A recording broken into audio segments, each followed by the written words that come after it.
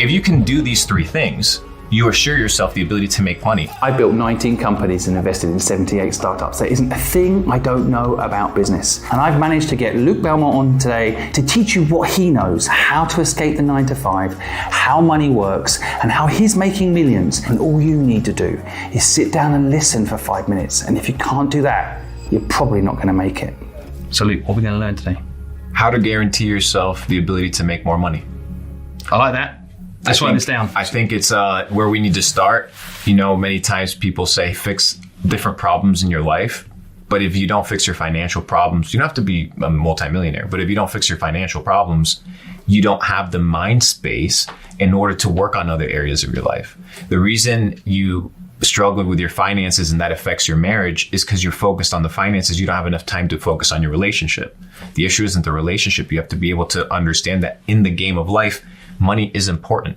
Not this idea of absorbent wealth, but enough for you to be able to have mental real estate and freedom to then work on other areas of your life.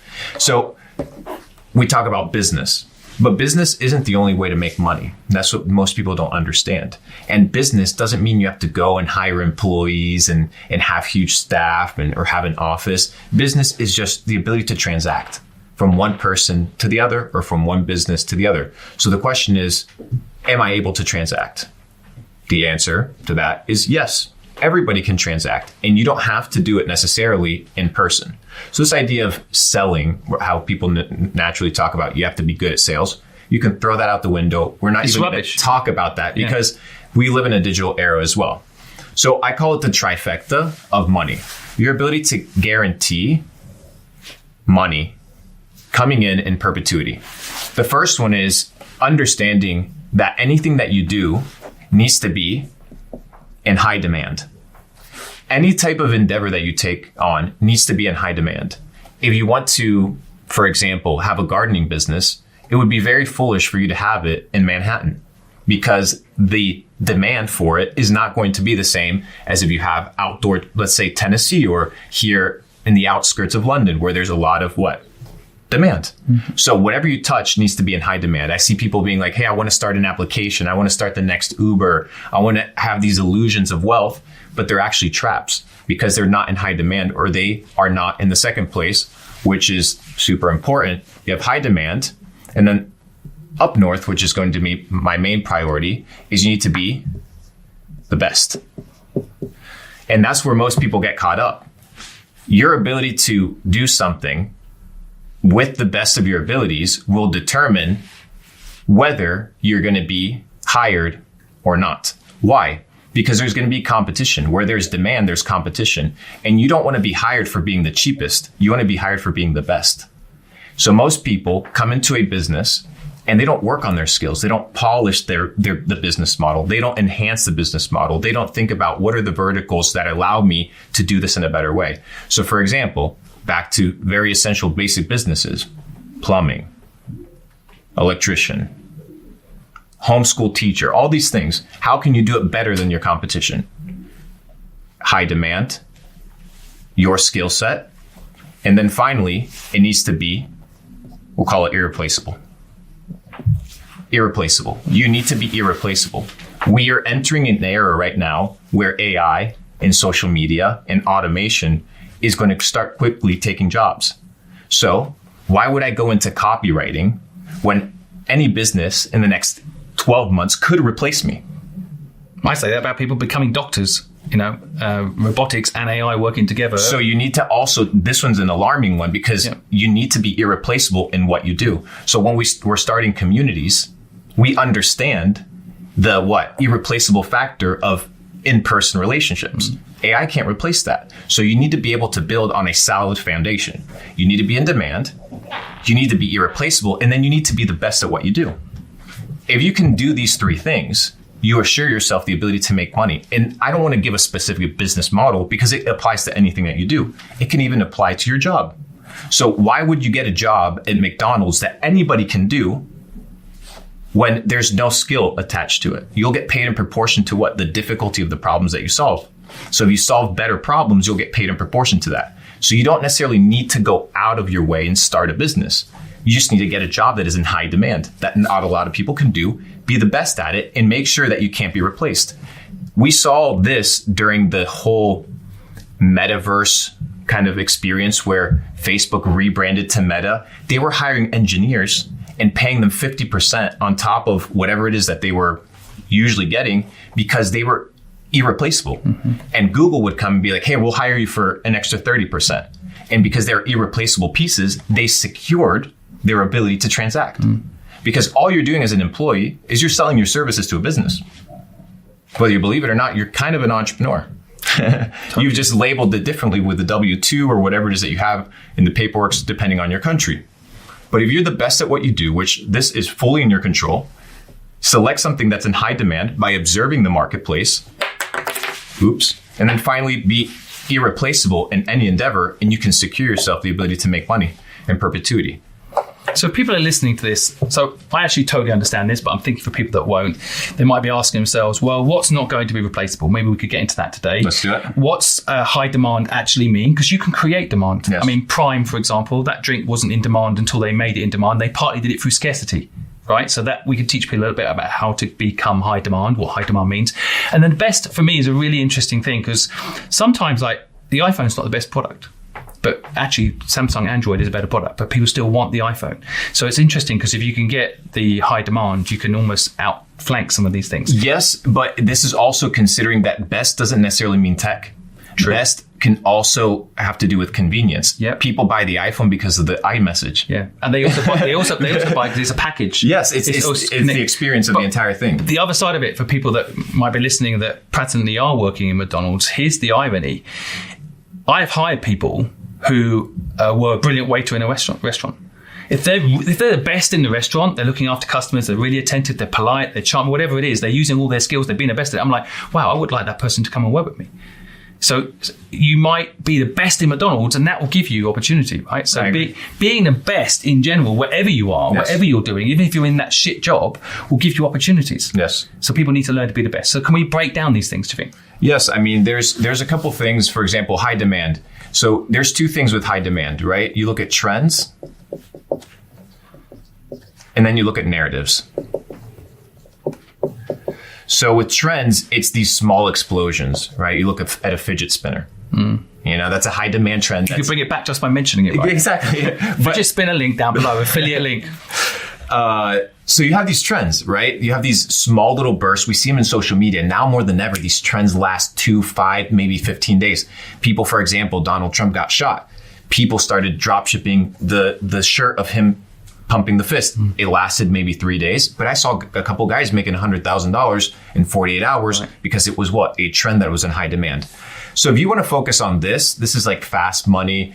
A pair of sneakers that Travis Scott releases that are private. That's a trend. You don't know if he's going to be around in 10 years. You do a quick flip, sell it for a couple hundred Good extra skill bucks. practice. It's a great practice. But you find something that's in high demand based off of trends. What I like to do is narratives, long-term plays. So what is a narrative? A narrative for me is AI is going to replace digital experiences. Therefore, people are going to crave physical experiences. So that to me is a long-term narrative that makes me operate differently. Initially, when you're trying to hustle and make your first money, you want to be on the trends. You want to the next thing till you build up your cash flow.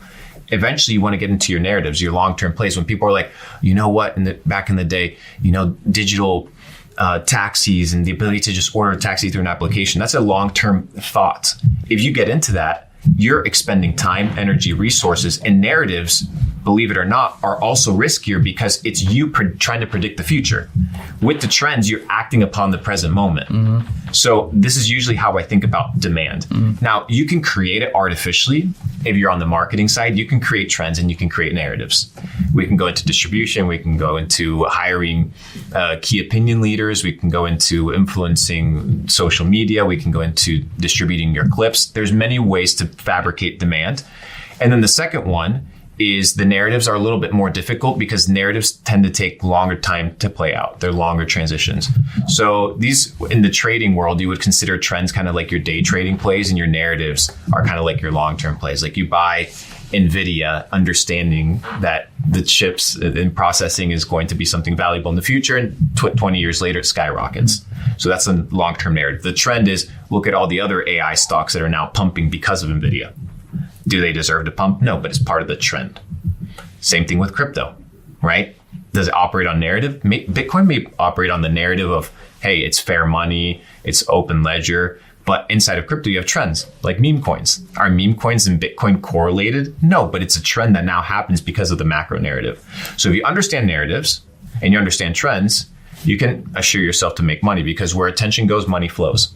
We know that. So you have to go where the demand is. So that's breaking down demand. Now, when it comes to being the best, how I categorize the best is you have your what you call your variables, and then your fixed best. Your variables are going to be depending on the specific job. So actual like hard skill type things. Are you the fastest? Are you the most resilient? Things of this nature. Do you know the skill set in the profession well? And then you have your fixed, which is something that every person should develop. Do you show up on time? Do you show up with a good attitude? Are you trustworthy? Are you reliable? These are your fixed variables that nothing can basically waver regardless of your job. These are the essentials, which is your character, your attitude, the intrinsic things of how people perceive you. And then you have your variable kind of attributes, which is in accordance to the job. So mentioning them, let's say I mentioned e-commerce. Well, I need to be the best in understanding supply chain. I need to be the best in understanding cash flow management. I need to be the best in running Facebook ads. I need to be the best in product research. Do I have to do that later on? No, you can eventually hire people to do it. But the reason you want to know it is because you want to know every aspect of your business. And the business basically grows alongside you. So the better you become, believe it or not, the better the business will be, because the business only reflects you. Mm. There's a hack around this as well, which I've discovered is, let's say I'm personally not very good at accounts, that side of business. I'm good at marketing, not good at accounts. So if I want the best and I want to be the best, I do co-founder businesses. So when I start a business, I get that person in as a co-founder. It doesn't have to cost me any money to bring them in. So people listening don't have any money. You get a co-founder, but you get that best in-house from day one. So you don't have to go and learn accounts if that's something you're not good at, right? Yes. But you need A players in your business. That's I agree. This is partly it too, right? And you don't need many people. That's what most people don't understand. You can do a lot more damage with 300 Spartans, right? Yeah. So what you need to do is find those individuals that cover the bases that are essential for a business to succeed that you can't cover. And if you fall under the delusion that you can cover everything, then that's a fallacy. Maybe in the next couple of years when AI can become the best co-pilot partner, and you don't have to shell out equity or sweat equity to anybody, that future may come. We'll see billion-dollar unicorns by single. But it's going to be more competitive at that point too. Exactly. So but right now we live in a situation where, once again, you have your variables. If you can't build them out, make sure you find somebody that can cover those bases. But then you have your fixed variables, which is the things that are undisputed, that people intrinsically value and consider you the best at or not. It can be like leadership. Are you a good leader? Like, are you somebody that's accountable? These are skills that matter more than the other, because you can train the other things. These things come from inside. And then irreplaceable. It comes back down to trends and narratives. You need to look at, is e-commerce, me selling on Amazon, the most ideal thing? Yes or no? Why? Should I be selling on Shopify? What's my thesis? And different people do business differently because they have different understandings of trends and narratives. So just make sure that you're irreplaceable. Pick something, do something that gives you longevity. You don't want to be restarting a new business every 2 years. You want to take your time and build something that's going to be on a solid foundation, irreplaceable, undisputable, and that you're not going to have to be competing with robots that are going to be really cheap, cost efficient, and working 24/7. You need to understand that you got to be playing the future game because the world is accelerating. There's something called Moore's Law. And Moore's Law dictates, right? We kind of have like the exponential growth curve. It's about technology, right? And Moore's Law dictates that technology every 2 years gets twice as powerful at half the cost. And it only gets more exponential. So you start with the telegram. Oh, well, how expensive is it to transfer a message? Well, we got to set up poles all throughout the Midwest. And okay, well, what's next? It's the radio. Well, what's next? Is the TV. Well, what's next? Is the cell phone. Well, what's next? Fucking implants in your head, telepathic communication, like exponential curve. So you need to make sure that whatever you're tapping into, you're understanding that this exponential curve is growing, whether you like it or not. And that's what I tell people is the rules of the game are the rules of the game. You're on the board. The rules are set. If you understand how to play it, you're going to play it. The world doesn't work based off of what you want. The world just is, and you have to play the game. The irreplaceable bit, I think, is the hardest thing for people to grasp. I'd like to go deeper on the other two subjects, but irreplaceable, like, I don't think I'm irreplaceable. Okay, so as an individual, I've got a social media presence, but who am I? I'm easily replaced. It's an interesting problem. I think, maybe using myself as an example, okay, I've got 8 million followers online, so I've built up an economic moat of sort. Brands will want to use my service, but I'm not irreplaceable. There's other people out there that can help, for example, promote a brand.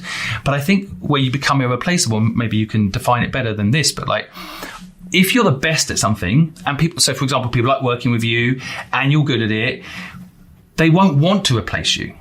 Reputation. Yeah. Right. I think that's something that people wonder when they're listening. They might be listening, how do I make myself irreplaceable? I actually think that reputation in particular is totally underrated as a tool to become irreplaceable. I agree. Like, there's plenty of people out there that could learn from many other people, but if you become good at the best at something, I think this best thing is the key to it all. Because I also think the best thing, it links to what school doesn't teach you. And I know we're both anti the school system. I really think the school system's let a lot of people down. Yes. Because what the school system says is, you're not good at these things, practice them more. Yes. But the one thing you are good at, it's like, okay, well, you're okay at that, so don't worry about it. Don't worry you should about it. double down on the thing that you're good at. Yes. And get even better, become the best at it. Yes. So back to your point here, like, a lot of people are not making themselves irreplaceable because they're not doubling down on what they're actually good at. They're being told what they're not good at and wasting too much time on that stuff. Do you think? I agree fully. And then you add to that the fear of failure. Right. So we need to define risk and we need to define reward. Because what people don't seem to understand if they're trying to make money is that these things are something that you have to input and do before the money comes. Money is a lagging indicator of your ability to master these three areas. And money will come. You don't plant a seed and just wait for it and it's going to grow the next day. If you have the paycheck mindset, you're not going to be able to be the best at what you do. You get addicted to being average. I just really want for people to remember that reputation. Because, a lot of people are going for the fast money. And maybe in trends, they do things that will hurt their reputation. I agree. Which eventually will mean that they are replaced, not irreplaceable. People can't work with you because you're not thinking long term. Yes. And so in the irreplaceable bit, let's talk trends for a second. Like, I think about what's happening in the future of AI. And I think, the line, this isn't my line, but I like it, which is like, AI is not going to take your job. Someone using AI is. So what do you think, if people are listening, are the potentially proof? I used to say recession proof, but now AI proof, what do you think? In the short term, the most AI-proof thing that you can have is money. Right. So figure out how to make money. Right. I know that sounds crazy. No, you're talking about, frankly, every government, every big business has cash reserves. Right now, businesses have the most amount of cash reserves they've ever had because they're waiting for something big to happen, like AI, and destroy their businesses. So cash. I actually think that's a good point. So you need to have money. So you need to focus on what's going to make you money without compromising your reputation, without disabling your ability to be irreplaceable in the future, whether it's because of reputation or you do something dumb, who knows, whatever. The point is, cash is extremely important. The second thing that's important is your connections. Because in the future, what's going to matter is who knows you and who likes you. Because AI is going to automate most of our human experiences. So if you fall under a standardized system, which most people will fall under a standardized system, you're going to be screwed. When social credit scores come out and you have to abide by them, and if you say something on social media that's not allowed about the school system, well, then you can't drive X amount of miles out of your... Well, you need... This is already happening in China, by the way. I lived in Asia for 20 years. It's already happening. If you cross the road when the light is red, you lose a point. Yes. And you get 10 points. You get banned from certain jaywalking. Things. Yeah, it's crazy. So this is coming. Yes. So I'm thinking in the future, right? I'm thinking positioning yourself in the future, who you know, but not just who you know, but who knows you and who likes you. So it goes back to reputation, right? Reputation precedes everything. Your reputation needs to be unassailable. Then you need to have money. Why do you want money? Because when you have money, you can't be bought. You can't be bought. They can't stop you because you don't need that money. And you don't need a lot of it. You need enough to be able to have that mental space freedom to do. How much do you think people need to try and get? So the first thing is, one thing is people understanding that most of their problems in life are self-induced. So the amount of money that you're spending on rent is because you chose to spend it. The amount of money that you're spending on food or eating out or bad habits, that money that you spend was your choice. So first of all is get rid of... This is self-sabotage you're talking about here, yeah. Get rid of... I'm spelling that right. Leaks in the boat. Yeah, write this down. What people need to check on themselves, like the list for the people to understand, folks listening to understand what they need to do to make sure they don't fall into these traps. We'll call it small L's. The small losses that you discredit every single day.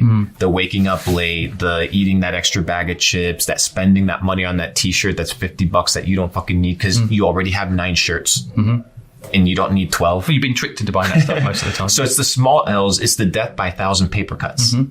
Right? It's the small jabs that you think are irreversible mistakes, but they're not because they compound like credit card debt. So small L's, you need to be able to take over your small L's. Most people think about the big stuff, but life is what? A cumulative of small decisions. You're making me quite emotional about this because I see this in people every single day that I ask what their dream is. They're not doing their dreams because they've had too many of these. They've got themselves into debt, car debt, mortgage, all these things. They can't do what they love because they've done this to themselves 100 times. They're stuck. So now what's next?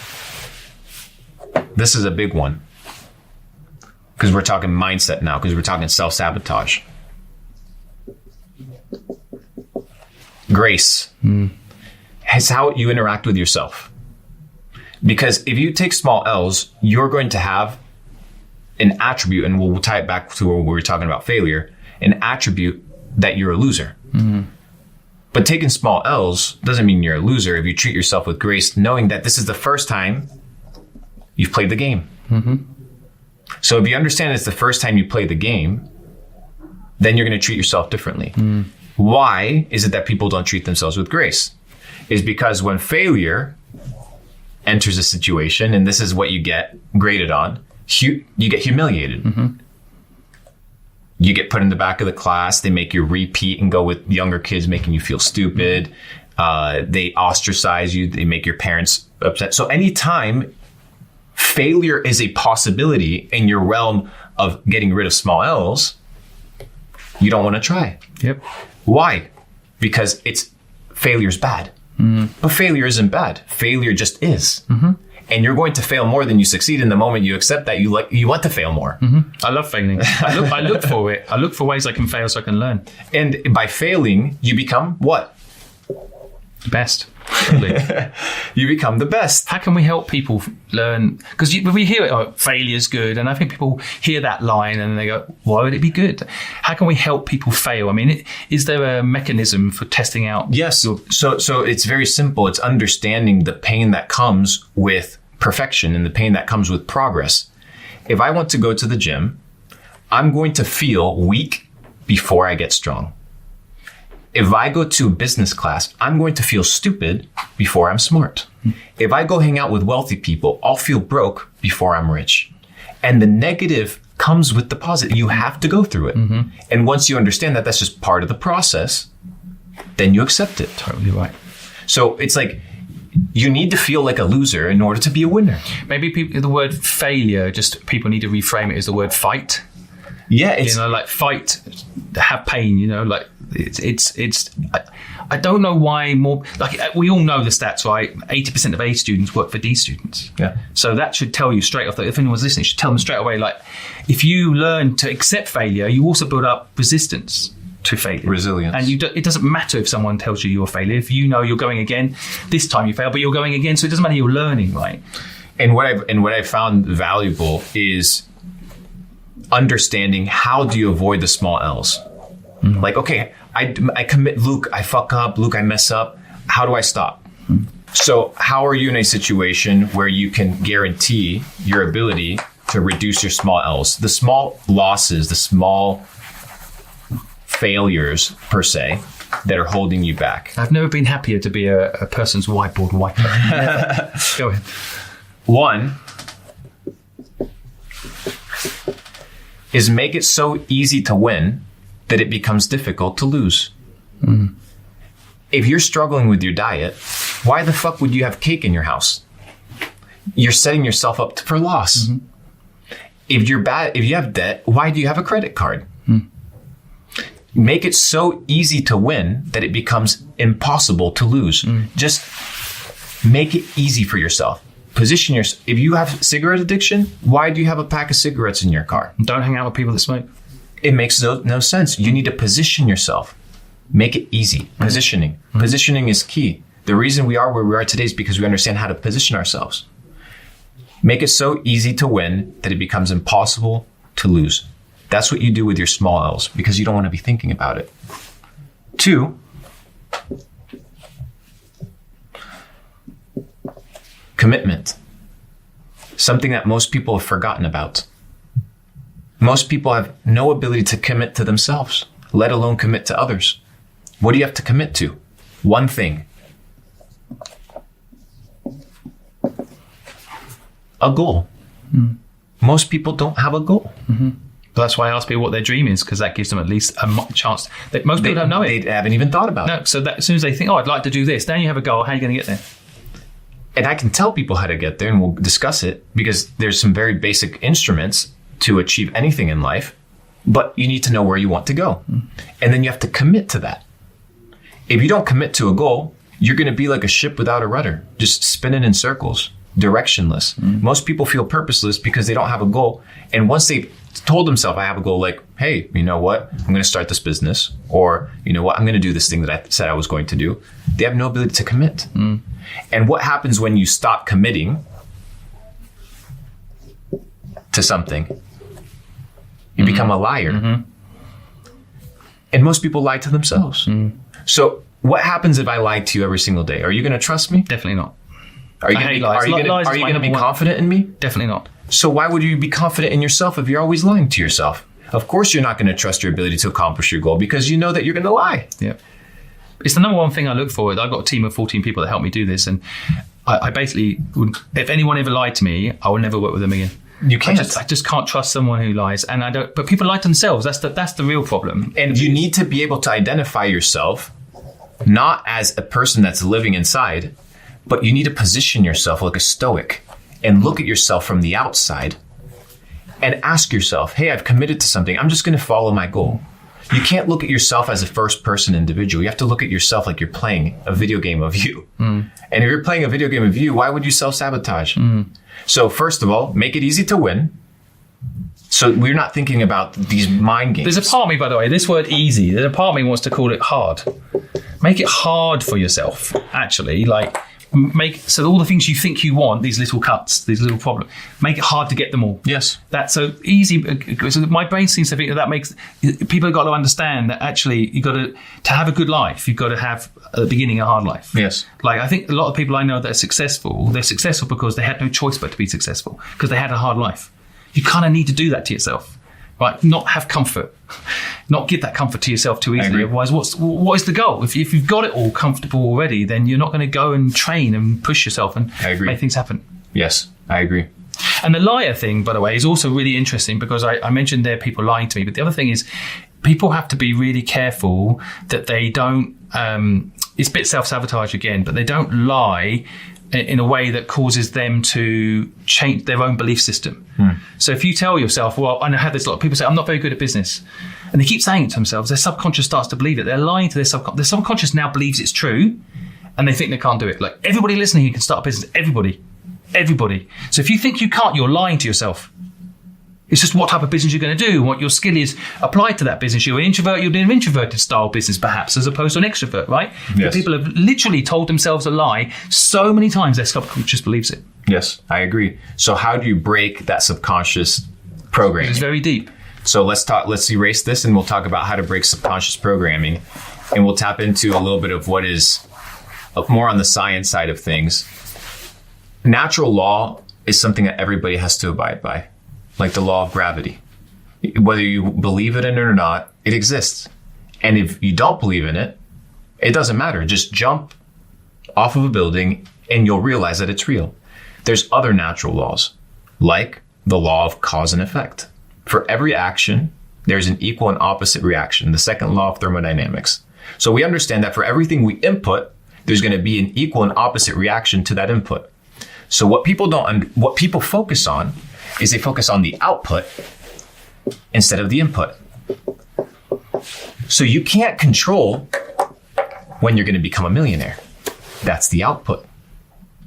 People are focused on the output. They're focused on the reaction. They can't control the reaction. All they can focus on is the action. So for every action, there's an equal and opposite reaction. So what are the actions that you have to input in order to make $1 million? Do you know them? Well, no, I don't know them. Okay, well, how many millionaires do you know? And how many millionaires have you gone into and asked them what is the input for them to make $1 million? Don't ask just Simon, just look, go get 50. And I promise you, there's plenty of people on the internet to send them a DM and be like, hey, what's the one habit that, and then you've put together your list and your formula. They're very common habits. I've interviewed hundreds of millionaires and quite a lot of billionaires, and the habits are quite common. Yes. And you just mentioned some of them. And if you identify them, you know, be honest about your situation. I was just, like that lying thing really in particular, I really want people not to forget it, because it's like, you can lie sometimes to people about your financial situation and say you're not in debt. You're better telling people you are. Yes. Don't hide things. That's but being transparent. But people don't. Most successful people actually, at their core, are very authentic about what's going on in their lives. And we're going to talk about authenticity because it's super key to this. I'm glad that you mentioned that word. So what are the inputs to become a millionaire, right? List them all out. If you guys haven't watched all of Simon's content with all millionaires, go watch it and you can probably piece them together. Any quick ones, by the way, that you've noticed? First is you need to have a product, service, or a good. You need to have something that you offer of value to the marketplace. So product can be physical, can be digital. It can be a service, your time or somebody else's time. I actually really love service business to start with, because they're great. Can be low cost, very cheap, and get going quite quickly. Yeah. And then you can have your physical products, your digital products, and then you have your goods. And your goods don't necessarily have to be something that offers utility. Like a pair of shoes, like a Nike pair of shoes, aren't necessary. They're just a good, a variable, a version. So for example, you could have a service-based business that offers car wash, but your goods are that you offer additional things to it and bonuses that don't have anything to do with the service. Like, do you sell them rim cleaner? Do you sell them additional perks and things that are inside of it? So you have your products, your services, and your goods. That's the input. Yeah, by the way, if you're listening, most people who do a YouTube channel don't make money from the YouTube. They make money from affiliate links down below. So they have goods on top of their service. Yes. So you need to offer value. That's the first thing. If you don't have anything to offer value of, you're not going to make money. That's the main one. That's the most important one. And then the second one, so you need customers, man. Right. You need customers. So it's like, who is your target audience? People are thinking, okay, what am I going to sell? No. Who am I going to take care of? You start with the end in mind. Most people are way too generic on this. Yes. So I mentioned yesterday we interviewed the billionaire Yatsu, and he was talking about niching down, how important niching is. People, customer-wise, people too broad. I would like sell T-shirts to men between 18 and 60. Well, it doesn't work that way. You won't sell anything to anyone. You need, and we'll talk about the third one.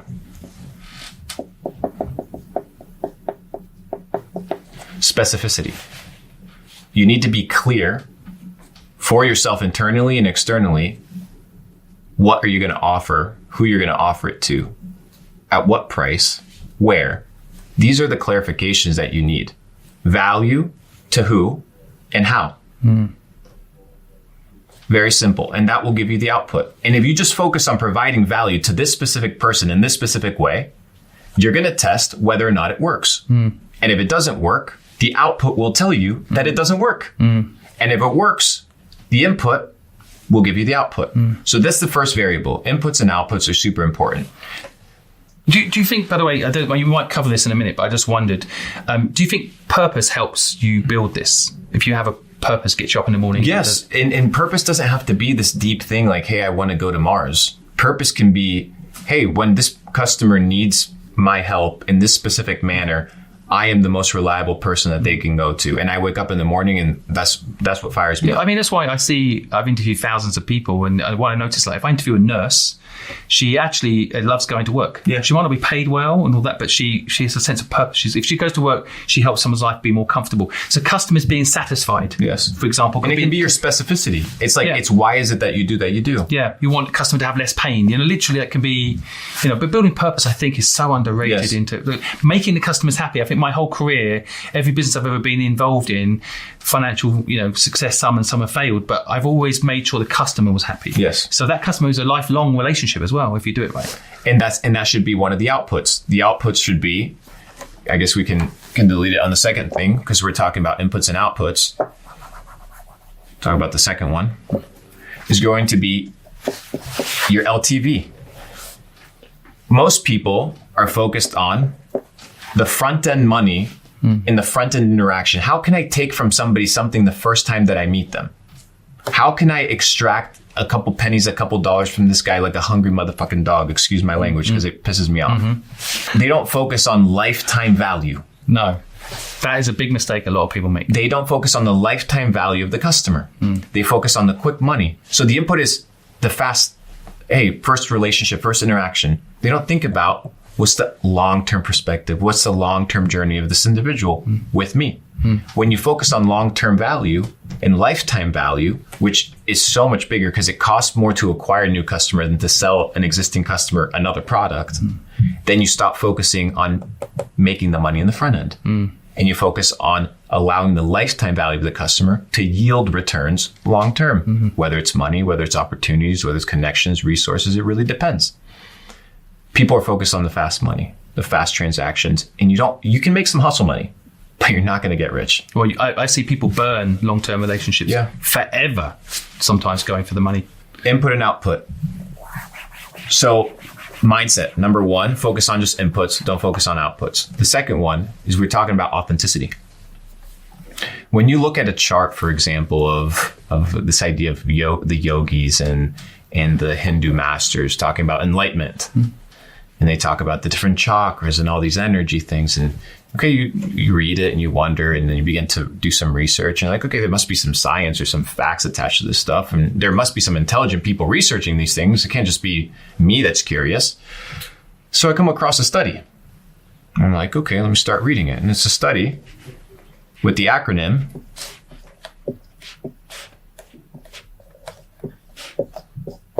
SPANE. It's an experiment that they did over 20 years, a span of over 20 years, which is the scale of positive and negative emotion. So what they did is they put individuals inside a Faraday cage. It was for those people that don't know what a Faraday cage is, this cage made with different aluminums and different metals that basically block any sort of Wi-Fi signal, any sort of frequency to come into that box. And then they began prompting people with what? With different tasks, different mindsets, different thoughts, different questions to determine one thing: the vibrational frequency that their body was kind of operating on when they gave certain responses. So whether it was positive frequency or negative frequency. So for example, let's say they prompted, disgust or anger inside of the person. Well, clearly they could tell that it was a lower vibrational frequency. So they're like, okay, interesting. So let's prompt some positive stuff. And they were like, oh, this is higher vibration. I'm like, oh, interesting. Because the body naturally reacts to your emotions. There's chemistry taking place when your emotions are kicking in. So when you have a negative thought, you're not just having a negative thought. There's an entire process attached to that. Energy going out. It's putting you in a different frequency. So the question is, okay, well, what's the best frequency to be in? If this is the scale of positive and negative emotions, I want to be at the highest scale of positive emotions. So what is the highest form of frequency that I can abide in? So that was the question that these scientists were asking. And if you start looking at, these yogi charts, you begin to see, greed, lust at the bottom, then anger, then you see love and gratitude. And then at the top, you see what? Enlightenment. Well, what is enlightenment? Okay, make that practical for me. Like, everybody talks about enlightenment, but what is enlightenment? So they began prompting people. And they found that above what we often know as the highest form of frequency, or what everybody talks about, which is love. That's what everybody talks about, the highest form, the highest form of energy.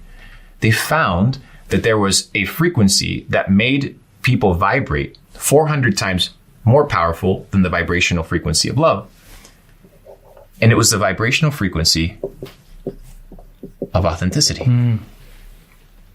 To become the truest version of yourself with no lies is to vibrate at the highest form that you can possibly vibrate at. God, I love that. Giving you, so true. Giving you a sense of peace, equanimity, and truthfulness. And all the baggage doesn't exist because you don't have to wear a mask. Therefore, you can be who you are. You can move faster. You can live free. And authenticity, remember, vibrational frequency is fast. Key that you said that. Authenticity is the key to everything. And if you can do things authentically, you win the game. So once again, it goes back to the mindset. Like, are you being a liar? Well, you know when you're supposed to go to the gym. I'm not saying you have to go to the gym every single day, but you know when you're supposed to go and you don't go. You know when you're supposed to sit down and read that article or that book or listen to that thing and you don't do it, and you know you're supposed to. You're not being authentic with yourself because you want something, but your actions say something else. And your mindset and your actions need to be aligned. We talk about this concept of faith. People are like, you just need to believe. You need to believe that you can. Faith, without your ability to manifest it in the three-dimensional world through action, is dead. You can't just believe things. You have to create them through action. You need to materialize them with energy. And at whatever frequency you're going to place it at, remember, frequency always exists. What we're doing is we're tuning ourselves to that frequency. Nikola Tesla famously said, because once again, this goes back to the school system, how we're being taught. Nikola Tesla famously said, my brain is a receiver of information. But what are we taught in the school system? That our brain is to be jammed with things that you have to memorize, and this is blocked information, and this is how your brain works. Well, what if we're only tapping into 5% of our brain? What if the conversation here is, dude, what if I have to get smarter and tap into more of my brain? What if that's the maybe if you're operating off of 2%, you deserve to be broke because you're not operating at your optimal. So how do you expect to have optimal results if you're not operating optimally? It doesn't make any sense because you're going to attract that which you are. Naturally, for every action, there's an equal and opposite reaction. So if Nikola Tesla says, hey, the brain's a receiver of information, the question is, what are the things that are causing static? My inability to receive information, or my inability to get inspired, my inability to actually put forth the effort and purpose that I want. Well, what's the music that I listen to? What are the friendships that I hang out with? What's my environment? What do I eat? How do I speak to myself? All these things are either causing static or stillness, and your ability to what? Receive information that gives you inspiration in order to act. Think of you and me in 1940 or 1950, driving down the Midwest in an old Cadillac, and we wanted to listen to some music. That music is already attuned to that frequency. What we have to do is tune the radio and position ourselves in that frequency so then we can tune into it. So most people, they want to operate at a high vibrational frequency, attract prosperity, attract purpose, attract wealth, but their actions aren't aligned with it. So you have to act and then you'll receive. You have to do, and then the outcome will produce itself.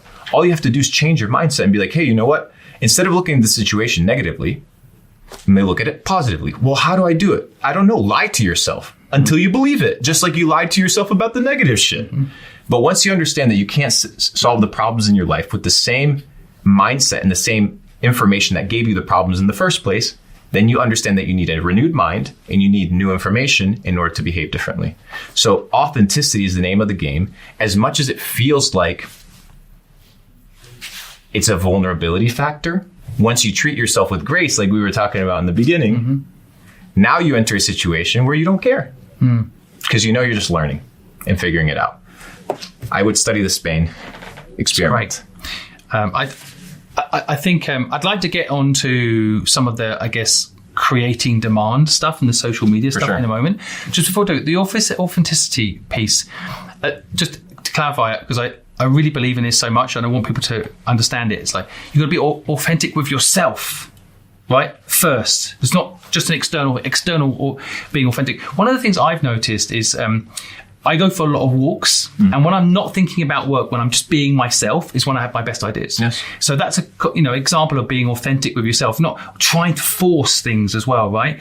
But people listen to music, which I think is cool, but sometimes they create a false feeling, and when the music's gone, they've lost that feeling. I think you have to get to that frequency, that authenticity frequency, sometimes without external stimulation. You have so to. This content is supposed to help people, but in a way that people have to get there on their own and be authentic to themselves, what they want to do, what their vision is, what they're doing. And it takes time. Because you have to chip away at yourself.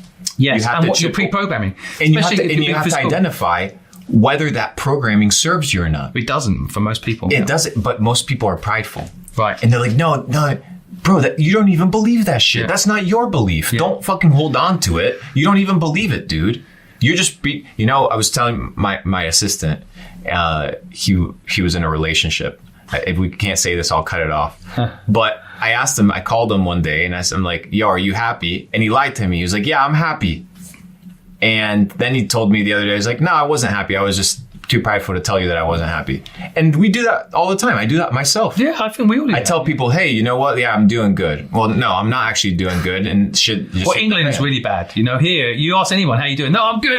And then you're like, if you actually ask them truly, they're like, they're having some trouble with debt or they're having this problem, that problem. Yeah, and by allowing that, you create the status quo that it's okay. I'd love it if the whole world, if you ask someone if they're okay or not, told you the truth. It'd be really interesting. First of all, people would ask it less because most of the time people ask it and don't really mean it. So you get less wasted conversations, pointless. How are you? I'm fine, thank you. But also, I think people should just be honest. Yeah. And I think every time someone actually tells me that they've got a problem, my brain goes into how can I help them? If they don't tell me the problem, how can you help people? Because I think the hardest thing is to ask for help. Yeah. That's actually the hardest thing for people. I think people want to help. That's my instinct. A lot of people I meet want to help people, but help themselves, very hard, pre-programming, or help themselves by asking for help. People find it hard. Yeah, I mean, you can't help yourself if you suck.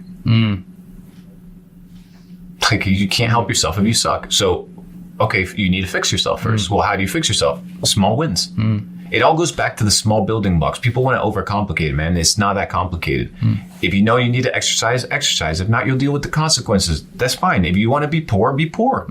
If you want to leave hate comments, that's fine. Do that. It doesn't bother us. It doesn't change our lifestyle. It is what it is, but it's your choice. And I often tell people, the rich and the poor are both self-made, but only the rich will admit it. The poor person will never admit that they're broke and that they're responsible for it. No. You're full. If you're a grown up, if you're 15, 17, 19, 21, like, I get it. If you've had a bad life, you have some come up that you still have to do, and even then, and I could talk. I get it. I was 15 years old, and I was homeless. Yeah. But if I look back critically and looked at the time, I had an argument with my mum. I didn't compromise. She didn't compromise. And I got kicked out. And she had leverage. Yeah, she had leverage. Now, you could argue that was self-created, because if I had accommodated her and maybe worked it out, then I wouldn't have been homeless. Yeah. So it was self-inflicted. Although I blame her for most part of my life. And most of it is, once you get to that point of self-infliction, you understand that you're self-inflicting both negative and positive. So you're fully in control of everything. Yeah. And what I like about that is that nobody can take your wins. Yeah, that's true. Yeah. Like, nobody wants to take your losses. That's fine. I get it. I'll eat my L's by myself. I'll deal with the garbage. That's fine. But when I win, I'm gonna savor that. Yeah. Right? So it's like, it's what we talked about. If you want to experience pleasure and you want to experience trophies and winning, perfect. You're gonna have to deal with what it takes. Yeah. And that's what most people are not willing to go, because they have the 9 to 5 paycheck mindset, which is, I work today, I get paid tomorrow. I work today, I get paid tomorrow. And if that's how you think, then you're living on today. It doesn't work that way. If you want to build true wealth, you need to be building imaginarily first as to what it is that you want. And sometimes that takes saving, that takes structure, that takes becoming a new type of person. If you even a new community around you, like a new circle of people, new everything. everything. For people, they grew up in certain towns, certain villages. They got their hometown. Yes, I even had. I've got 3 brothers. Two of my brothers, I don't like them. But that's really hard to say. You just assume because you're born into the same family, you're going to be the same. But you have to learn to be disciplined and say, well, they're not the people I want to be around, and that's okay. That I almost feel like that's my fault. Like that I'm born into a family where some people I didn't like. But I think people got to admit it. And maybe make the life they want, take control. Like you say, take ownership of that. And then you own the wins if you do that. And the beauty about the wins is that it gives you the confidence that the small L's take away. Yep, totally. And you start cycling that and you go to an upward spiral. People talk about the downward spiral. They never talk about the upward spiral. The upward spiral is just positive momentum and positive momentum reinforcement. You go fast, fast, fast, fast, fast. And you're like, damn, I'm getting lucky. No, you're not getting lucky. You're just reaping the reward of the effort that you put in 5 years ago. The loser calls it luck. Yeah. Because they have no ability to dictate their life. Yeah. There's no such thing as luck. Yeah. Everything in life is a game of what? Probabilities. Probabilities. So the question is, how do you increase your odds of success? The more risk you take, the luckier you get. Is actually the key, right? So let's just finalize this at the end now. The high demand piece. I just want to, can you just dig into that a bit for a second for us? So let's talk about high demands. Let's go a little bit more on the business side. So nowadays, you have what we talked about, your services, your products, and your goods. You need to be able to present them to people. If there's no eyeballs, you're not going to make money. So there's a couple ways. First of all, your business needs to have an online presence, whether you like it or not. Even if it means just having Google and having your customers leave a 5-star review, because whether you believe it or not, people look at that. And that's the first what? The first interaction, the first impression, and it matters. So first of all is the impression. Before you get traffic, anything, what's the positioning? When inbound traffic comes, whether it's organic or generated, doesn't matter. What's the first impression? What's the first impression of your business? By the way, I always tell people, if you have a website, for example, which I think everybody should have for their business and for themselves, if your website, for example, a link doesn't work on it, I make a judgment about that business. It's not well managed. It's not. First impressions matter, and I think a lot of people don't realize how quickly people will make a decision whether or not they're going to work with you. So your high demand drops instantly because you're not following these basics. And you improve it as time goes on. So how do you do it? Feedback. What is feedback? For every action, there's an equal and opposite reaction, right? So what's the feedback telling you about what you're doing? Are the reviews good? Are the reviews beneficial? Do you manage the images on your social media presence? Yes or no? Like, what is it? How is it that you are positioning yourself to recruit new talent? I realized I was like, people think LinkedIn sucks, but who thinks that? I'm trying to find super top tier talent. Okay, looks like I need to have a LinkedIn presence because that's where a lot of professionals happen to be. So that's what the feedback told me. So I had to act upon the feedback. And then I started getting better people on the inbound because my first impression was great. People knew what they were getting into. So the first impression is super important. Second is we're going to talk about organic traffic. So we talked about trends and we talked about narratives. If you want to reduce your cost of acquiring a customer, because there's a specific cost to acquire a customer, and you should know, based off of your product, how much it's going to cost you to acquire a customer. If you're selling a product for $97, okay, perfect. If it costs you $200 to acquire a customer, that's not an issue as long as you have a high lifetime value. Because you're paying in advance for the future lifetime value of the customer. Let's say it's 1K. But if you're only focused on the short-term money, you're going to lose out. And you're going to have to focus on acquiring a customer for really cheap, which is totally fine if that's how you want to do it. Let's say it's a drop shipping approach, Let's say you're selling a product for $97 and you acquire it for $25. So in this case, you can make front-end money, but you can tell that it's not that much. You can run off with small margins. So organic traffic, capitalizing on trends, narratives that are taking place. I like social media. That's what I utilize. Social media will tell you what's hot. You go on Twitter, it'll tell you what's trending, and you can create product demand based off of that. Then you can have what I would call your inorganic, or you would call your paid traffic. And paid traffic is going to be divided into two categories. And this is a new category that has just come out recently that I've mastered. We're going to talk about paid traffic because if you want to acquire customers nowadays, you're going to most likely have to pay for attention. So the first type of paid traffic is where you pay platforms. So you pay platforms,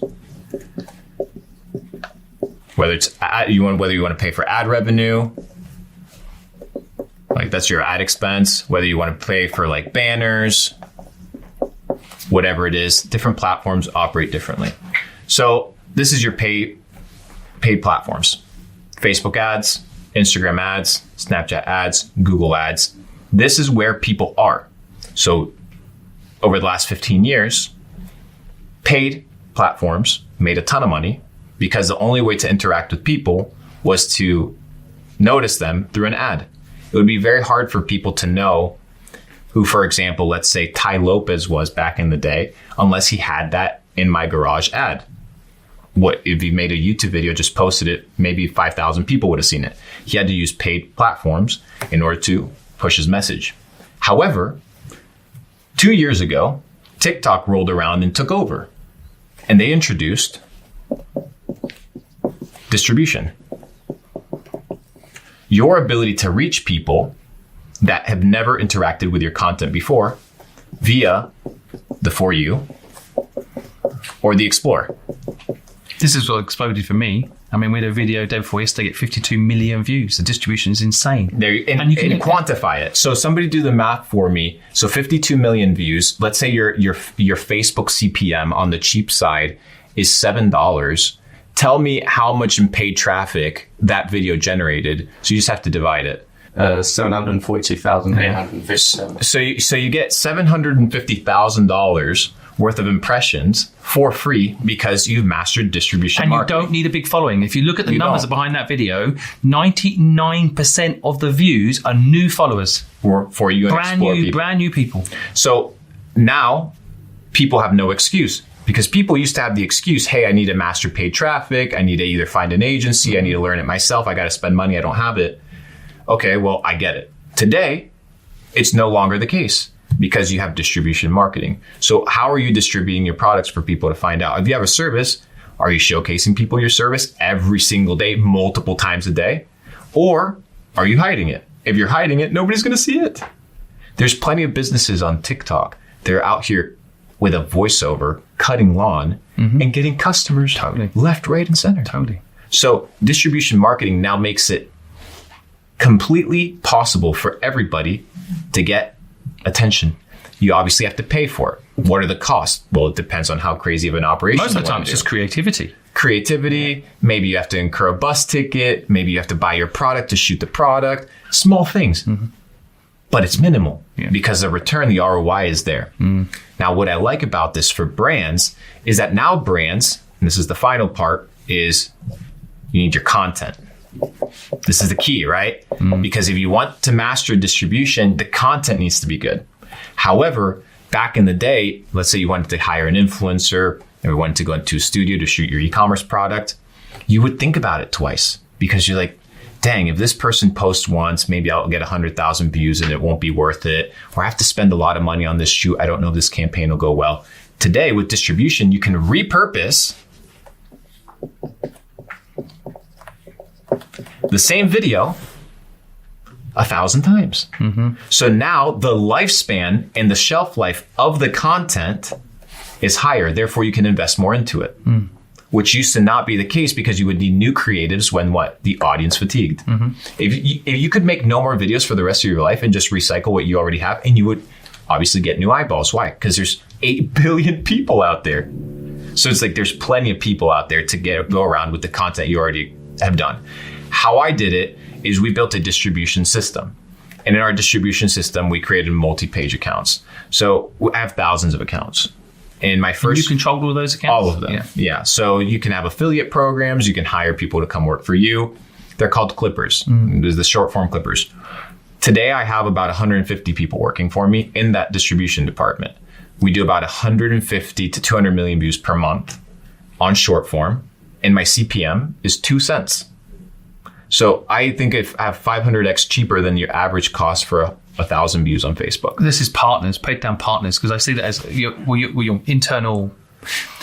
Because the other model is reverse of what you just said, which is you incentivize someone to do. If people are listening, they can't afford to hire 150 people like you have done. The way they can do it is the other way, which is you basically, every time someone signs up to your product, because of you've created an account for someone, they get a piece of it. Yeah. So an affiliate model, basically. Absolutely. Yeah. So you can have an affiliate model. It's the reverse of what you said, because you've got the funds to go and hire those people. But simultaneously, I didn't start that way. How I started was I would also pay per view. Right. So you pay in direct proportion to the value that the person provides, which if you're thinking that people are just going to work for free and get you views for free, you're delusional. Okay. Yeah. And it's like, it does. By the way, I've got fans. I've never done this. So I actually have people that are making my content. What I think they're doing is they're trying to make money off TikTok. Absolutely. So they've taken my YouTube videos. I haven't done this. And they're getting paid for the views. Yeah. So that's another model, right? And that's organic. But this is where it gets even better. It's when you add the pay-per-view that you give them and you add the TikTok pay-per-view. Right. Because TikTok's already giving them this. Now you double it down and give them something on top of it. So you give them a baseline salary and now you give them an upside. This is not known. Obviously it's not known. That's why most people don't do it. But I'm shocked it's not known. Why is it not common knowledge? I mean, you would think that people like TikTok, they should pay us to do this, by the way. We've just basically explained why TikTok is a channel you've got to be on, because Instagram is different. Instagram doesn't pay you for views. It doesn't. YouTube pays you for views, but it's incredibly tough as a platform. So it's kind of interesting that right now, back to what we were talking about earlier, right now is probably the time to start a business because this distribution is still available. And it's cheap, it's available, and social platforms are competing against each other to offer the best distribution. Because right now they're realizing that they're not in the business of making money, they're in the business of surviving. Right. Because all these social media platforms that exist, dude, they're burning fucking money left, right, and center to hold on to users. Yeah. So what you need to do is go to where people are distributing you the best. For example, during the World Cup, you would watch the matches. And what was running on the ads, right? We need to be aware. It said YouTube Shorts. I'm like, okay, YouTube is probably going to push YouTube Shorts. Right. So I took 4 different pages, right? Built out just a YouTube Shorts, did 1 million followers on all 4 different pages of my own content, the same content. We were talking about repurposing, right? The content on all 4 different pages through short form, did over 1 million followers. Yeah.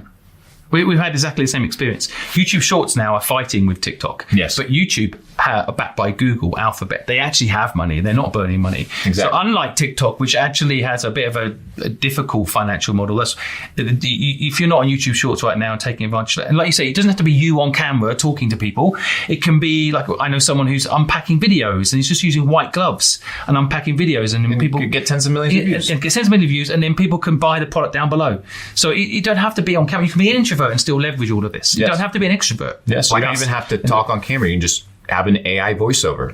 Write. You don't even have to write the script. Like, that's how insanely automated this thing's getting. Dude, when I had to start doing e-commerce back in 2017, I had to sit down, think about everything, think about the copy, think about the hook, I can just tell ChatGPT, give me 19 different hooks, give me a script that is X amount of words long. I want it to have this narrative. I want it to have Apple commercial vibes. I want it to be simple for a kid to, and then you read it and then you tweak it, you work on it a little bit. But 90% of the work, dude, it's done. Crazy. You don't even have to have a fucking product. It's never been easier, is it? It's never been easier. And what I tell people is, and this is where it gets crazy, okay? Like, we're talking about all these things and you're working your 9 to 5.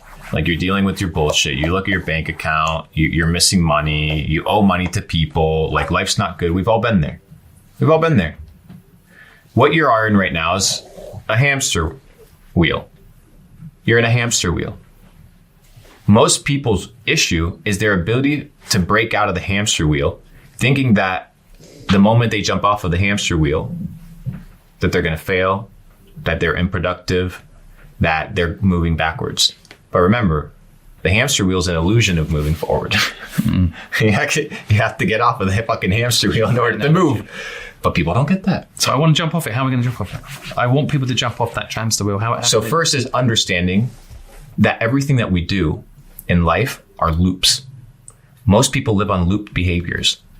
You wake up at the same time. You do the same thing in the morning. Creatures of habit. Go to the same job. Comfort. But it's the same thing. When I was working my 9 to 5, 2018, it was 2017, 2018, before I quit. It was a comfortable job. Cubicle marketing job. Dangerous, so it's comfortable. $4,800 a month. Spending a couple $100 sleeping on my brother's couch. I was chilling. Like, I had money. I was good. Could afford, could go out, eat, nice restaurant. I was good. But then an opportunity presented itself. I could take the same skill, do it for myself, which was at the time running Facebook ads, and do it for a company on Wall Street. How much do they want to pay me? $9,000. Same skill set, better money, but I had to quit my job. I had to get out of the hamster wheel. And what I realized was like, okay, why is this easy for me to do now? It's because I secured a monkey bar before I let go of the last one. You get one client. All you have to do is set yourself up. You have to position yourself in order to slow down the hamster wheel so that you can get off. Most people are like, I'm just going to quit my job. Yeah. No. Secure a monkey bar before you let go of the last one. If not, you're going to fall on your motherfucking back. So number one, though, is get your costs down, isn't it? So that's why it's down. Number one, get your costs down. This is so key. Number two, what you're saying there, like have a monkey bar to grab, which I think is get a client, right? Or get a replacement. We'll call it side money. Yeah, side money. An income stream. It could be those videos I just mentioned within video. It doesn't matter. Something that's going to give you... Replaces your current thing. Unlimited upside. Yes. That's why I love side hustle so much. It's become a bit of a... I mean, I've been saying side hustle. I've got a lot of negative comments. Or people should be doing a side hustle. There's too much stress, blah, blah, blah. I'm like, no. That's how you get off the hamster wheel. Yes. Right? Reduce costs, side hustle. What else can people do? And then the third one, which is I think most people don't realize, is the goal. Right. It's like, what is the goal that is going to allow me to no longer do the hamster wheel? What's the goal? How much money? By when? How much money do I need to save? How many clients do I have to get? Like a very simple goal. Okay, side money. Okay, how much? Financial literacy is also not taught in school, which is absolutely ridiculous. But I think when people understand, if you want to make £1 million, you are never going to make it on an hourly salary. Never. It's never going to happen. You'll be 65, you'll own your home, you'll be house rich, life poor. You won't have the skills to make money that you need. I don't understand why people don't all have a goal. In fact, everybody listening now, write your goal down below. What is it? I'll critique it, and you probably won't have time to critique. I'll probably check it out. Yeah. We'll check it out, right? Write down your goal. Anything else you want to share? Let's continue. So we have reducing costs because obviously you want to give yourself mental real estate. You want to have wiggle room. You want to side money. Okay, from where? How? To who? Doesn't have to be a lot. Dude, flipping sneakers. I know 17-year-old kids making 20, 30. I love that. When I meet 30,000 a month, man. Yeah. And they love it too. They're meeting celebrities. And they're crushing it. Yeah. And they're crushing it. So they have a goal. They established their goal. Now they're making money. Now they're able to afford the luxury to get out of the hamster wheel. And they're not doing it feeling like it's risky. That's what most people are, this is risky. Okay, well, create the variable where you'd reduce risk. So limit your expenditures, increase your cash flow with a simple goal. So that's how you get off of the hamster wheel. That's the very simple purpose. Now, I'll conclude with this. Once you get off of the hamster wheel, you need to understand why most people will never get off of the hamster wheel and why you don't want other people to get off of the hamster wheel in a certain perspective. One is most people are comfortable in their current zone. So once you break out of your current situation, the people that are around you that are still on the hamster wheel, they're going to think you're nuts. They're going to think you're crazy. They're like, why the fuck are you running? Why are you not being productive on the hamster wheel? Even when you made a lot of money, people are like, why are you working so hard when you made a lot of money? Because I enjoy it. People even... So the other hamsters begin questioning your shit. Yeah. And so now you have to have what? Definiteness of purpose. You need to have definiteness of purpose. Down for me, definite of purpose. So you need to have defined purpose. Defined, okay. Defined purpose. And we end with this. Because when people sign up for entrepreneurship, they don't realize that they're signing up for 95% hardship.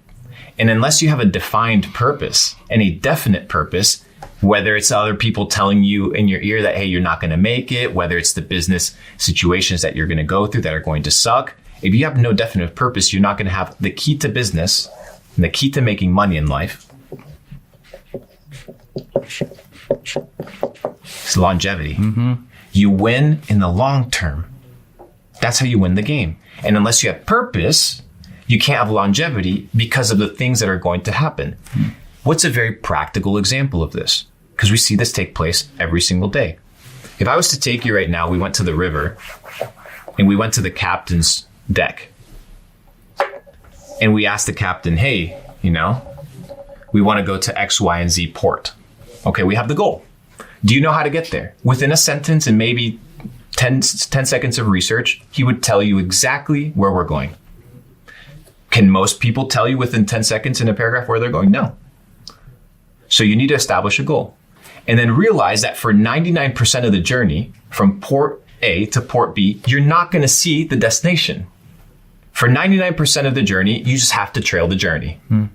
But you know that you have a definite set purpose and an objective. So you have an objective and you understand that 99% of the way, you're never going to see the outputs. You're never going to see the end result. You just are going to arrive there. And once you've arrived there, now by definition, you're once again an unsuccessful person because now you have to find another port of destination. So those people are like, oh, I hit my goal and now I feel empty. Yeah, because you have no purpose. You need a new purpose. And life is about conquering purposes. Finding purpose is about achieving purpose. So true. And that's what I leave people with. Find definite purpose, define purpose. That purpose needs to be attributed to something that has longevity, that gives you the ability to run long. And I think we can find a lot of purpose and pleasure in that. That is so insightful. And I think the thing is as well, that journey of going on that boat to that island, being on the island will never be an interesting story to people on the island. So the journey that got you where is what makes you interesting. And so when I tell people that, enjoy that journey, like that journey is hard. There'll be scary moments at sea, but there'll be the stories you tell later. Yes. Don't you want stories? Don't you want legacy? Like I want to tell my son the things. I went to Hong Kong when I had no money. I did this, I did that. I don't want to tell him I just grew up in my hometown and died in my hometown. Right? That journey on the ship. Thank you so much. We have a little bit of a joke at the end of these videos where I say, should we go for chicken? Do you fancy some chicken? I'm down for some chicken.